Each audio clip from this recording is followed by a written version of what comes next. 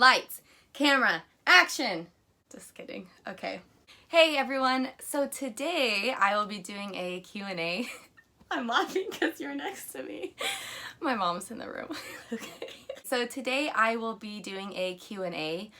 All of these questions came from my Instagram account, so let's just get started. Also, we have wine. Okay, so the first question is how I filmed and edited while I was on trail and how I took care of charging my phone and my Garmin inReach. So pretty basic stuff. I had an iPhone while I was on trail, and so I just used the iMovie app to edit all of my videos. It's a really basic app for the phone, but it completely worked for what I needed, so I definitely recommend that. I didn't have anything fancy in my videos, so like I said, that was perfect for me. And then I just uploaded all of my videos to YouTube whenever I got into a town or had service. A feature that YouTube has that is really great is I could upload multiple videos at a time, and then I could schedule them to come out whenever I wanted them to. So many times I would get into a town, edit and upload like 3 or 4 videos, and then I would schedule them to come out, you know, maybe that next week while I was hiking. And I charged my phone and all my electronics with an Anchor Core battery pack. It was about a little over 20,000 milliamps, and it gave me about 5 or 6 iPhone charges. The next question is how much weight did I lose? And I think from the beginning to the end, I lost about a total of 20 pounds. And I think I gained some muscle in some areas, so that was a combination of losing muscle in other areas and fat. How often did I run into other people? In the beginning of the trail, I ran into, like, you're gonna run into a ton of people if you're starting around the normal start time. There's always people around, whether they're thru hikers or section hikers, or just even day hikers with access to like certain trailheads. You're always gonna see a lot of people, especially in like the Yosemite area. There is just a ton of people that it gets pretty overwhelming. But as you continue on with the hike, more people are leaving the trail, and then you're getting into a lot of parts on the PCT where normally most people won't just be hiking or doing a day hike. Did I buy shampoo or body wash in every town, or did I just carry it with me? That's actually a really good question. I never carried it with me, I think, except like a couple times when I was really cheap and I had bought sort of a bigger bottle and I just carried it with me to the next town. But normally I would not do that. If I stayed in like a motel or a hotel or something like that, I just use the hotel's cheap shampoo and body wash. Or always check the hiker boxes. If I was staying in some hostel or some place that didn't have any shampoo, I would go to the store and usually I would buy the smallest bottle, but it was still really big. So I would use, you know, only one shower worth of shampoo or body wash, and then I would put it in a hiker box. So a lot of people probably grabbed my shampoo and body wash that I bought and used it. So always check the hiker box. How much did I plan beforehand? And I know I've mentioned this a few times before in various videos, but I actually didn't really plan anything at all. I didn't send myself any resupply boxes. I didn't even really know what towns were ahead of me. I only knew the next town that I had ahead of me, so didn't plan really much. And even physically didn't plan much because I had surgery and wasn't able to do any strenuous activity. So I pretty much just winged the whole thing. What is my favorite section of the PCT? I had a lot of fond moments on several sections of the PCT.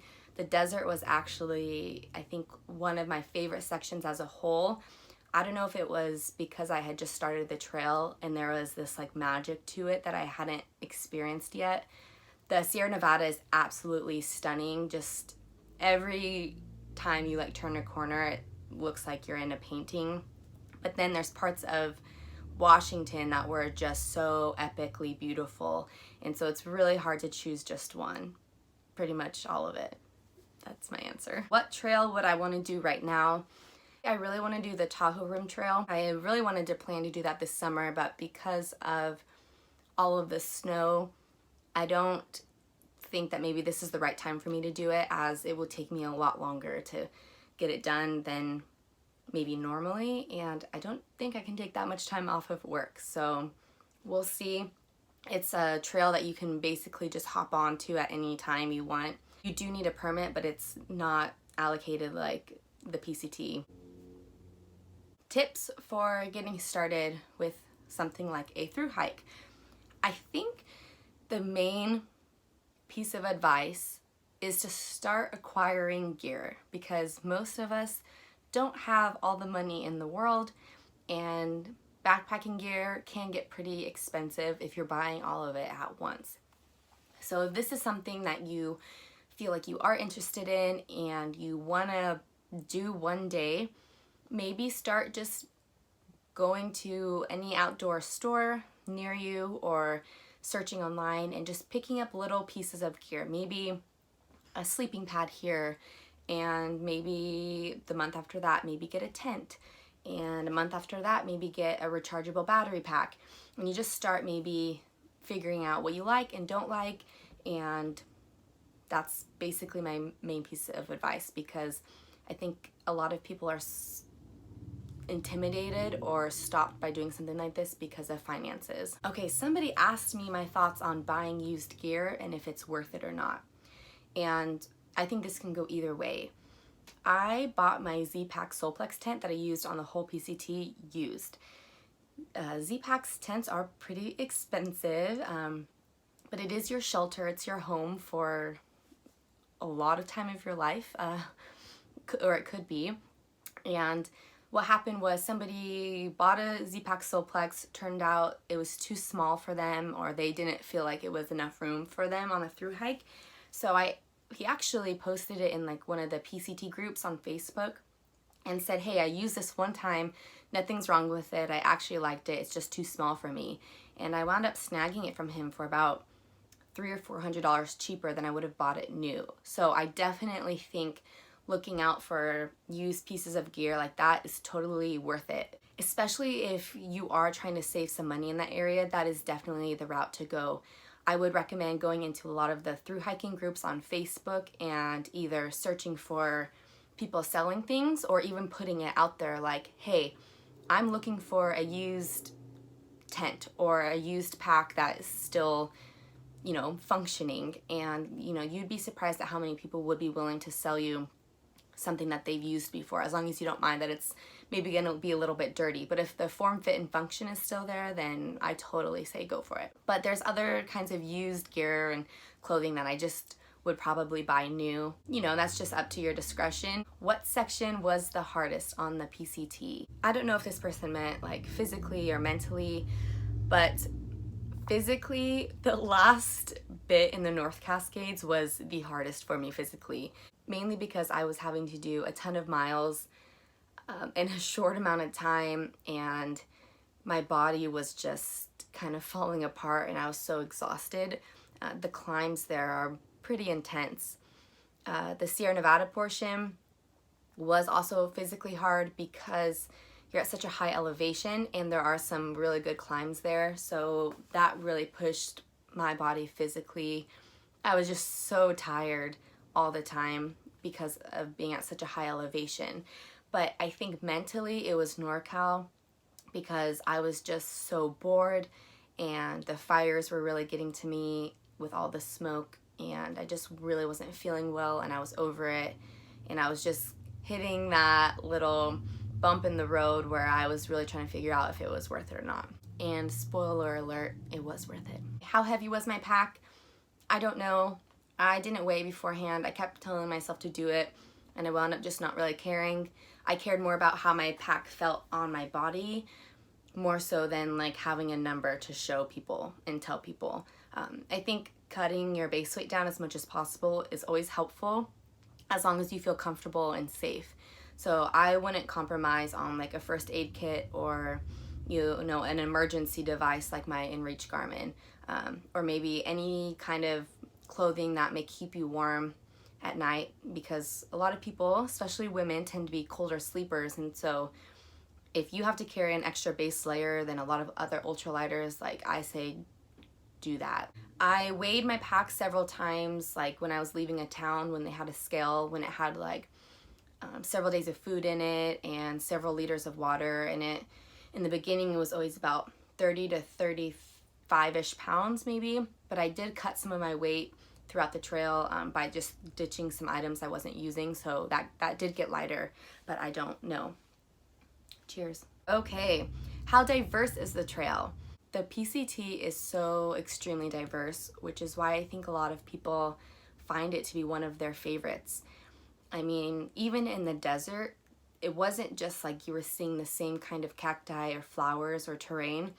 There was still so many different plants and trees and terrain and climates in the desert, and which is why I found it so fascinating and so beautiful, and why I loved it just so much. And it was just like every time you entered like a new like section of the PCT, it was so different. And one of my favorite things about being on trail for the 5 months that it took me was because I got to see a couple seasons change, which I thought was a benefit.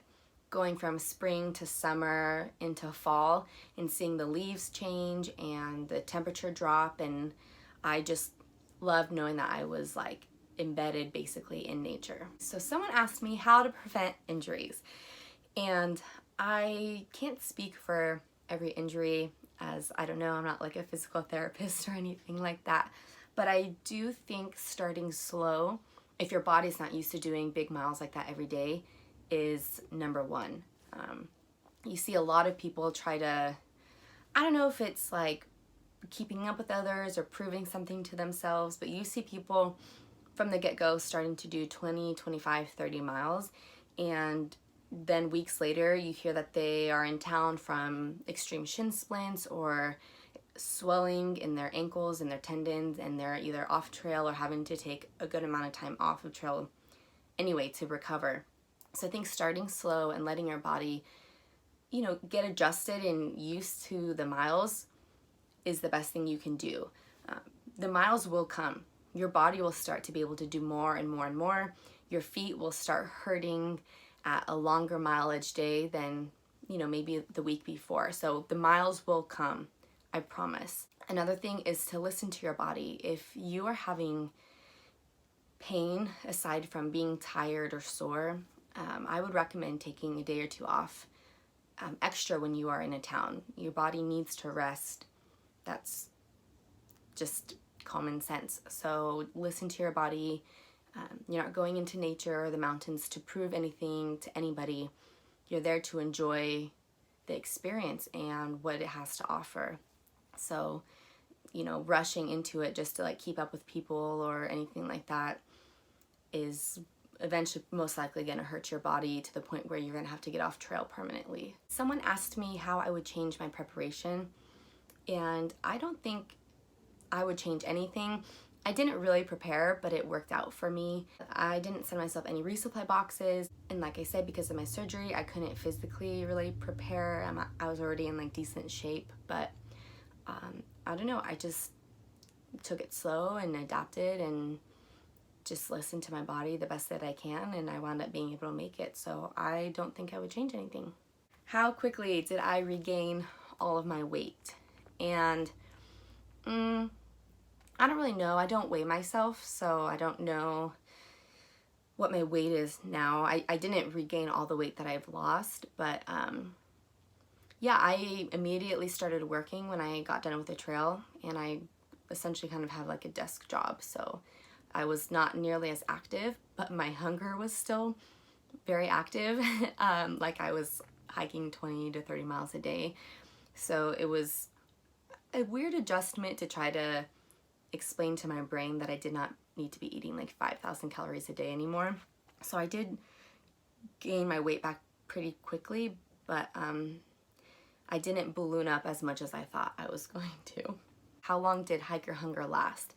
And I'm pretty sure I still have it. No, it's just, I don't even remember when it kind of stopped, but I would go out to lunch with my coworkers, like all male coworkers, much bigger than me, and I would be done with my massive burrito before any of them, like significantly earlier before them. Like I was just still chowing food down like never before. So that was a fun thing for them to watch and see.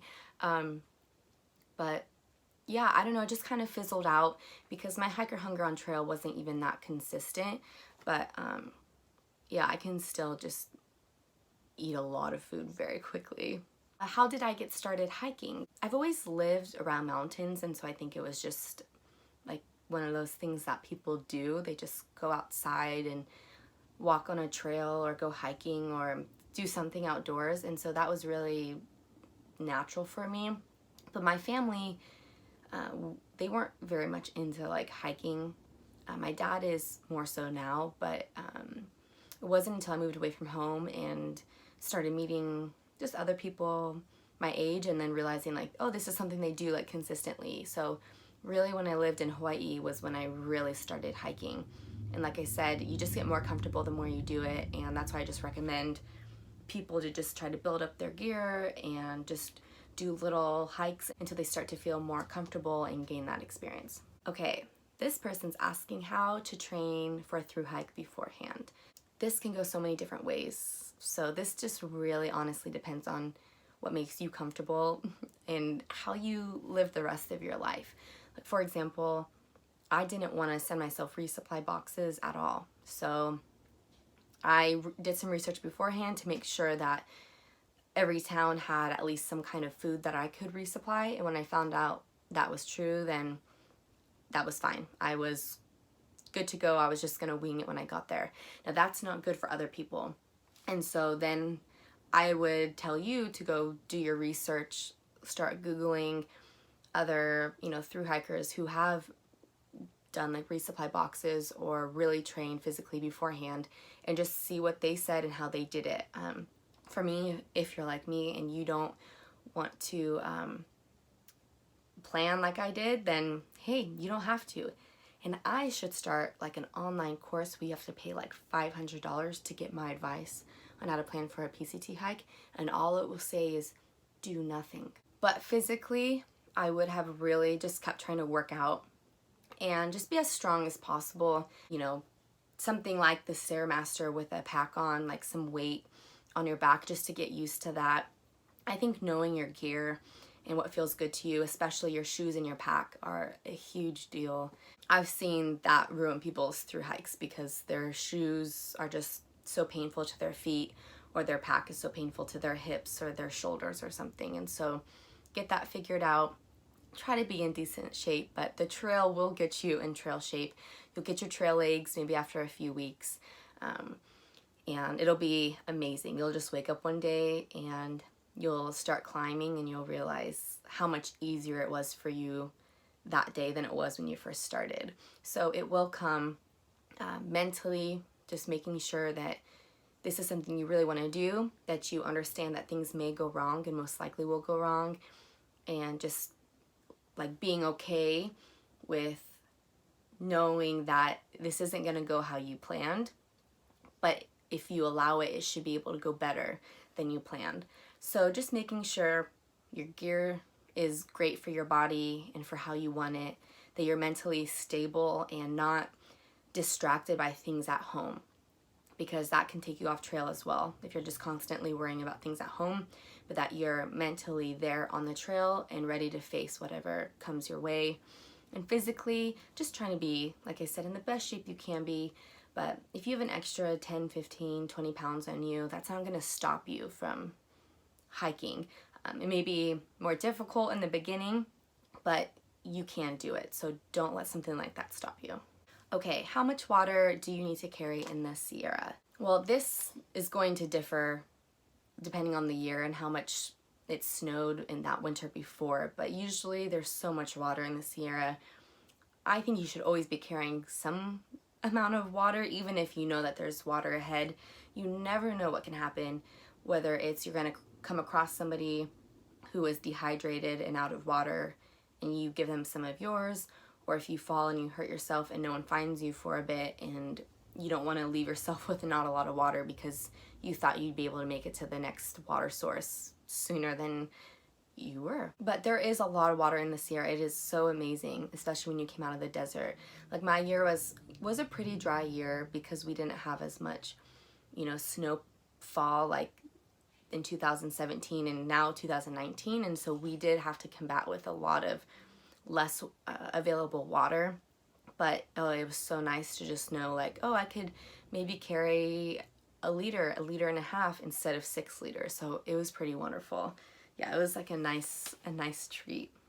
How did I decide on my Waymark Gear pack versus all others? I just somehow came across Waymark Gear's Instagram and was just following, their posts and, checking out their packs. And that's when I started contemplating like a frameless pack versus obviously one that has a frame in it, because I'd only ever used packs with frames in them. Even my little day packs have frames in them. And so I was like, I don't know if that's worth it to me. But I just knew that the pack I had with a frame in it was not something I wanted to carry. For some reason, it was like, that just seems too bulky, too structured to wear on my back for 5 months. So the owner, Mark, actually, was just commenting on posts and sending messages to me, just like, oh, yeah, this pack we can custom make for you. And I don't know, it was just, he was so friendly. And it's like at the time much smaller little cottage company, and I really like to support like smaller businesses like that. And so I started toying with the idea, but it wasn't until like a couple months later where I just was like, you know what, I think I'm gonna go for it. And I got my custom pack from Waymark Gear, and I remember thinking like, if I hate this thing and I hate it being frameless, I'm not using this on the trail. But luckily I loved it, and it's the best pack I've ever worn. It just made my hike so much easier to handle, and yeah, it was incredible. So I just kind of went for it. I think customer service is a big thing to keep in mind, because it's gear, things break, or maybe things aren't right for your body. And so if you are working with someone who is willing to change it so that it is comfortable for you, then that's really important. So customer service is a really big deal, especially if you are using that during a thru hike. You don't have a lot of time to wait like 6 weeks or something for them to send you a new product. Like, you want to know that they are putting you as a priority because you are in the middle of a thru hike. And Mark from Waymark Gear is someone who does that. There was somebody else who had a Waymark Gear pack. I think it was like a 40 liter or something, but it didn't have a hip belt. And this hiker realized, no, I actually think I want a hip belt. And so immediately this hiker sent his pack to Waymark Gear. Waymark Gear sent him a replacement, and Mark sewed on a hip belt for him, and then immediately sent it back to the hiker. They like did a swapsies with packs, and I just think that's really incredible. That's what you want when you're trying to buy gear. All right, did I ever do a shakedown? So if you don't know what a pack shakedown is, it's basically when someone else, usually someone with experience, goes through everything in your pack and helps you try to lighten your pack's weight. I never did one because everything that I chose to bring with me is something that I knew that I wanted. I didn't need someone else to tell me why or why not I didn't need something. I wound up being able to get rid of stuff on my own. But if you are someone that you're really trying to figure out how to cut weight or anything like that, having someone else who is more experienced do a pack shakedown for you can be extremely beneficial. I've seen people help other hikers lose like 10 pounds on their base weight, which is a lot. So I think they're awesome, but if a lot of hikers still like know exactly what they want on their hike and in their pack, and so don't let people guilt you into doing a shakedown, because if you know what you want, like, that's fine. Okay, someone asked what was my resupply strategy. Like I already said, I didn't have one. Basically, when I would get into a town, I would do all my resupply, take care of all my errands, and then I would look when the next town would be. So let's say if it was like 100 miles or something like that, I'd be like, okay, maybe I need 5 days, maybe 6 days of food, like an extra day's buffer, because I always never wanted to run out of food. And I would just make sure like, okay, I had enough food for that many days. I would look at the elevation profile, because obviously 100 miles flat is much different than 100 miles going up and down. So just getting used to my body, like how many miles I could do a day, planning on my food, and then then I would get into the next town and I would do that all over again. All right, how did I navigate on trail? I use the app Gut Hook. that was extremely useful. It's actually a really small fee for how much like knowledge you gain from the app itself and how useful it is. So it has the whole trail in this app, but it also has waypoints like water sources, camping spots, towns, all of that good stuff. And it's really great because it's interactive between hikers. So let's say I was in the desert and I got to a water source that everyone before me said that it was flowing, and I got to it and it's starting to barely trickle and probably soon only be a puddle. I would comment that in that water source to warn the hikers behind me.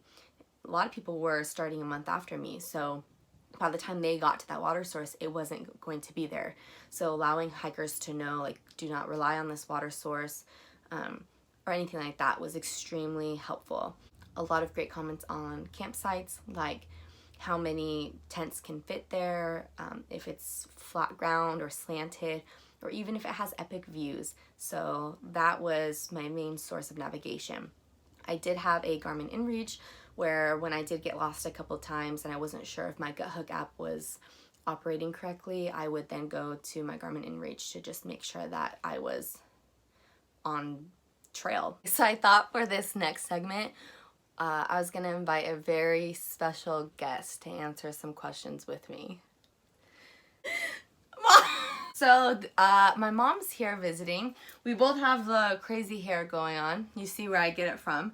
So my mom's visiting me, and so we thought that she could answer some questions from parents' perspectives on, it's not even just parents, it's parents and loved ones having their child or their loved one going off and doing a hike like this, and what it's like for people at home.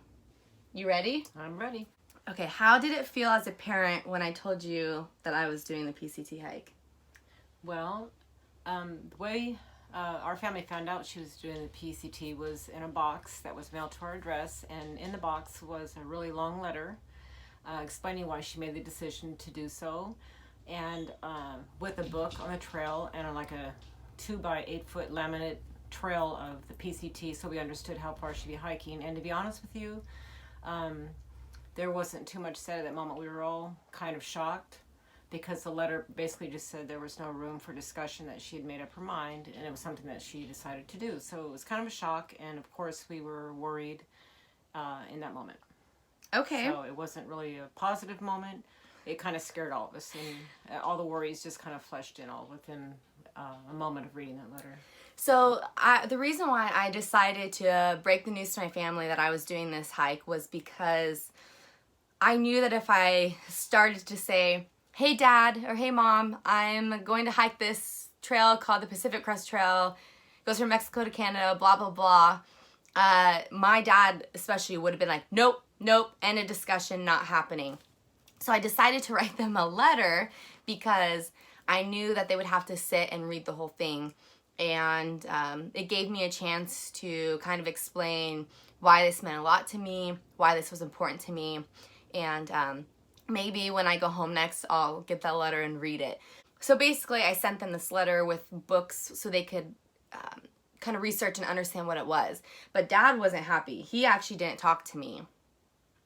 Well, I think what happens as a parent when your daughter tells you that, and she's doing it alone, there's a lot of things that goes through your mind. It's bears, it's mountain lions, it's strangers, and the elements, cold and slipping and hurting yourself. There's 1,000 things that cross your mind at the very beginning, and you really set yourself up for worry instead of being, oh, I'm so happy she's doing this. It's initially started off really slow, but there was a process, and I promise you that there came a point where my husband and I were really proud of her. Oh, thanks. It just took a little while and a lot of videos. So they actually thought I was suicidal. I thought she was running away from life. My dad was like, are you just trying to go get yourself killed? Yeah. What are you running away from? They just couldn't understand it. And I think this happened in August. Yeah, they read it on my sister's birthday. I'm so sorry, Amber. It did not mean for the box to come that soon. I joked with my sister because the box came on her birthday on accident, that my gift to her was that she would be the favorite child because they were not happy with me. That was in August, and I told them that it's okay for you to be scared and it's okay to worry. But when I leave for the trail, whenever I was going to, I didn't have a start date at the time. I said, this is going to be one of the hardest things I've ever done. So I need you guys to show me support because I can't do it without your support. So how long did it take you to finally like really truly like support me doing this? To be honest with you, there came a point in all those months and a lot of prayers that my favorite video and the one that got me through the entire hike was when she got to the 100-mile. And that was when I truly understood why she was there. I've watched that video probably 100 times myself at the 100-mile marker, where I saw my daughter and how happy she was doing what she was doing and that she was ready for that challenge. So I've always had a deep trust in Jennifer. She's succeeded in many things in her life, and she's done it pretty much solo. She's got a stubbornness and discipline and intelligence that's got her through many things. So at that point, the 100-mile marker, if you can watch her 100-mile marker, you'll see at that moment, that's when my heart changed, and that's when I turned into a cheerleader instead of a worrywart. Did you worry about me the entire time? Yes, I did.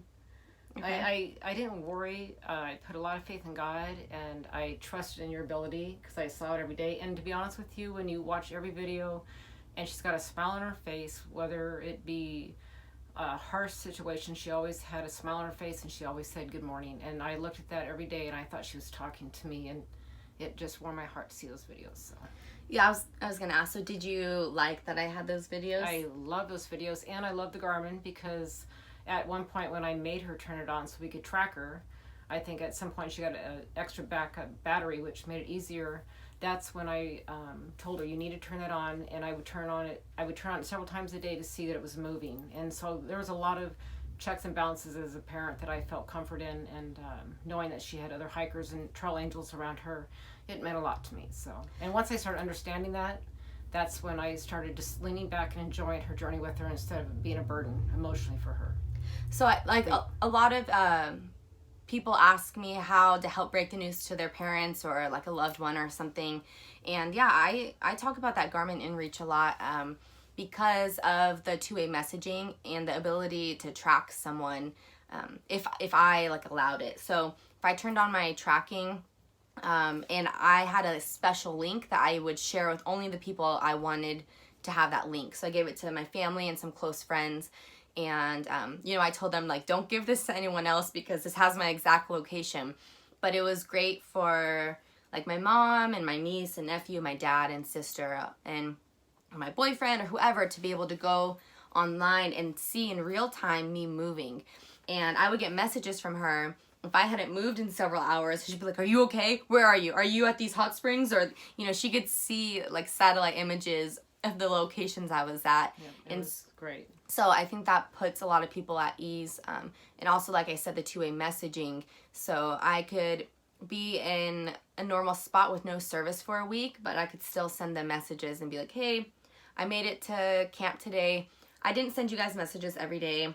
I know a lot of people check in with their loved ones every day, every morning, every night, and that's up to you. I'm still kind of like a lone ranger, and just as long as I checked in every other day, I think that was okay. It was okay. But it was an extra, I think added piece of security for my family. Right. So it was. How did it like make you feel watching your daughter do something like that? Like actually like not just being in school or working, but just leaving everything and then watching through my videos hike across the country. Well, as a family or me personally? As a parent, as like, what was that like? As a parent, there was one thing like I said earlier, Jennifer's succeeded in a lot of things that a lot of us have never tried or attempted to do or gone through, but I guess each of us have our own things that we do and work through. But for me personally, her doing that just filled me at the very end and each day with pride. I was very proud of her. And I think that she inspired a lot of other people, and that's what meant a lot to me. I just saw people, how they reacted and things that they said, and I really believe that she touched people and helped everybody's day a little bit better, and that's what I was most proud of. Does it make you want to do a thru-hike? No. I'm trying to get her to go backpacking at least one night. Have we made any progress on that? No. She doesn't even want to go backpacking. Maybe a hike with my... A hike? No. What about an overnight backpacking trip? I don't know. Why not? Well, see, that's her thing. But to walk through it and live in it and not be clean and all that stuff, that's what I couldn't do. You don't know that. You probably could. Well, Your whole mental, like, you have a huge mental shift when you're out in the woods like that. You just have to be willing to allow it to happen. You can't really resist it. But I think it's just, you're more connected to, like, life and more than you probably ever have been before. Yeah. How would you feel about me doing another long hike? Well, I kind of figured you probably would one day, but at this point, the fear that I had on the first one and the way that I learned about the first one, I think now, seeing what she's done, that I know she'd be prepared and that she has the strength and mental strength to work through a lot of difficult situations. I think I would trust that process more and just support you more from the beginning more than going into it. Yeah. So when I first told my parents, they didn't really know anything about the hike. No. They thought, like, if I remember correctly, you guys didn't even really know if there was a trail. You just thought I was just going to walk from Mexico to Canada, just like bushwhacking. And, you know, they didn't really understand about the trail, which is why I sent all of that information and all of that to them. Because people are usually scared of things that they don't know about, That's right? true. If you have a lack of knowledge on something, it's easier to be more intimidated. And so I knew, like, I just knew that's what it was going to be like for them because that's a natural response. And so I was like, read these books. Here's a whole map of the trail so you guys can follow along. And so I try to, like, ease that. But I think it's normal to just always somewhat be worried about someone doing something like that. But it's not any more, like, necessarily dangerous than just walking alone in a city. I mean, I've lived in downtown Seattle walking around by myself at night back to my condo many times. And there was times I felt a little bit more worried about my safety than on trail, so. I think one of the things that I would think about sometimes is that when it was dark out, and I'd look outside, and we have some pine trees where we live, and I would go out there and I would just stand sometimes and I would just pray to God to watch over her and to keep her safe and to keep her heart feeling that she was safe, because I think that one of the hardest things as a mom is thinking my daughter's out there alone in the dark, and that's something that really was something I had to work through every single day. And to this day, if I walk out and it's dark and quiet, I can't believe, and I'm sure my husband can't, that our daughter was out in that by herself in some situations that no parent would want. But the end deal is that if you live in fear and everything that you do, you never really get to experience life. So I don't think I'll do a through hike or anything like that, but I hope that I learned something from Jennifer and that I'll do other things that kind of help me live my life a little bit out of the box. It's so safe, you know, but more living. So I'll take that lesson from you. Okay, last question. Do you have any advice for other parents or loved ones that are about to watch their child or their partner or whoever embark on something like this? In hindsight, I didn't do this, but if you're asking my advice, I would say just support your child or loved one and whatever they decide to do, and that backing and that support means the world to them. And they probably think about that support more often than you would think. So I think it's really important that they know that that you're there and you support them. Yeah, good answer. Good job, Mama Mavis. I love you. I love you too. All right, good luck, hikers. Hopefully see you out there one day. Do a good job. Do a good job. Don't suck. Good job. See? That was easy, right?